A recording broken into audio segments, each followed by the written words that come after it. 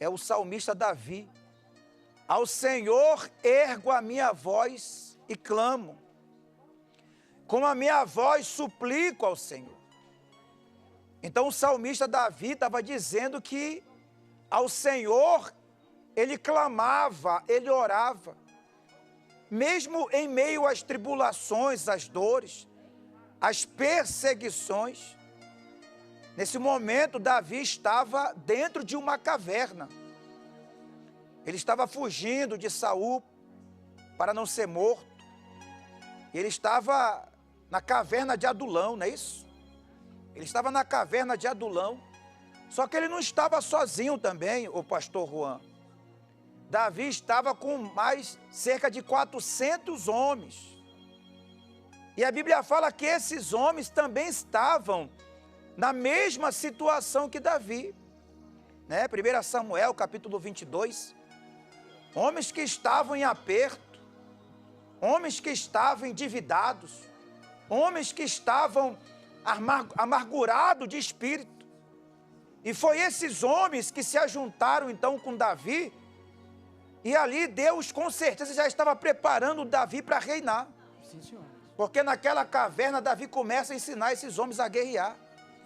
Davi começa a ensinar esses homens aí a lutarem, né? A perseverarem, a buscarem a Deus, a adorarem ao Senhor. E daquela caverna, Davi fez aquela oração no Salmo 142, juntamente com esses homens.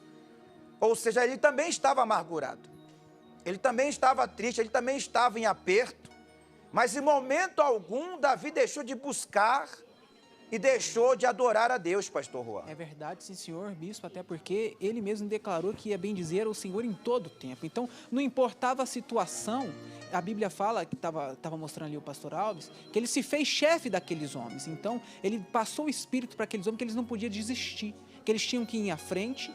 E aqueles homens, bispo, continuaram com ele e viram o que estava fugindo de Saul virar rei de Israel, bispo. Exatamente. Né? Aqueles homens que estavam endividados, desempregados, aqueles homens que tinham sido abandonados pela sociedade, viraram daqui a pouco os valentes de Davi. Homens guerreiros, homens de guerra, homens que valiam por 100, por 300, por 1000. A Bíblia fala que um desses homens matou 300 homens. Né? E de tanto ele guerrear e lutar, a espada ficou apegada na sua mão, ficou grudada na sua mão. Né? Outro homem matou 1000 homens com uma lança só. Então esses homens que estavam ali desprezados pela sociedade, mas não por Deus. E o senhor sabe que Davi sabia muito bem o que era isso. Davi sabia muito bem o que era ser desprezado.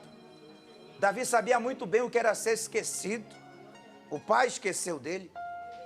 Os irmãos esqueceram dele. Mas Deus não esqueceu. A mãe esqueceu dele. Era rejeitado pelos homens, bispo, né? Exatamente. Mas não por Deus. Não por Deus. Mas o que ele fazia para chamar a atenção de Deus era isso, era buscar e adorar. É orar, sim, sim. Mesmo em meio às lutas, situações, ele nunca deixou de orar. Ele nunca deixou de buscar. E naquela caverna, então, ele escreve 2 salmos. Né? O Salmo 142 e o 57. Sim, senhor. Mesmo dentro de uma caverna, ele continuava orando, buscando a Deus. E Deus, então, estava preparando Davi para ser rei. E ele, então, recrutou aqueles homens, ensinou eles a terem fé, a buscarem a Deus. E Deus deu a vitória. E aqueles homens também provaram, então, do poder de Deus, porque foram abençoados juntos com Davi. E é isso que vai acontecer na vida daquela pessoa que ora e que busca e que clama a Deus. Por isso que persevera. Eu quero chamar você para orar conosco e orar de joelhos. É momento de oração. Prepare seu copo com água. É momento de oração com o bispo Roberto Castro. Vamos falar com Deus. Meu Deus, em nome do Senhor Jesus, nesse momento nós entramos na Tua santa e gloriosa presença. E juntamente conosco, meu Pai, milhares de pessoas estão orando agora. Pessoas que talvez estão como os 400, meu Deus. Desempregadas, endividadas. Pessoas que talvez estão amarguradas de espírito. Talvez estão tristes devido a uma situação. Mas assim, meu Deus, como o Senhor deu a vitória para Davi.